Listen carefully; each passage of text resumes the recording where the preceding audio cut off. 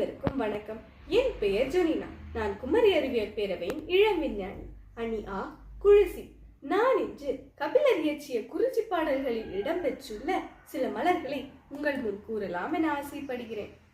காந்தள், ஆம்பல், அனிச்சம், குவளை, குறிஞ்சி, வெற்றி, செங்கோடு வேரி, தேமா, மணிசிகை, உந்துள், கூவிழம், எருள், சுள்ளி, கூவிழம், வடவனம், வாகை, குடசம், எருவை, செருவிழை, கருவிழம், பைனி, வாணி, குரவம், பசும்பிடி, வகுளம், காயா, ஆவிரை, பேரல், சூரல், சிறுபூழை, குறுநறுங்கண்ணி, குறுகிலை, மருதம், கோங்கம், போங்கம், திலகம், பாதிரி, செருந்தி, சண்பகம், அதிரன், கரந்தை, குழவி, மாமரம்,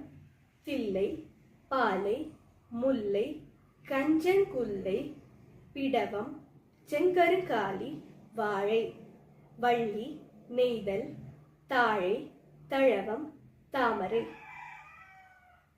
ஞாழல், மொவ்வல், கோகுடி, சேடல், செம்மல், சிறுசெங்குரலி, கோடல், கைதை, வழை, காஞ்சி, கருங்குவளை, பாங்கர், மரவம், தணக்கம், ஈங்கை, இலவம், கொஞ்சை, அடும்பு, ஆத்தி, அவரை,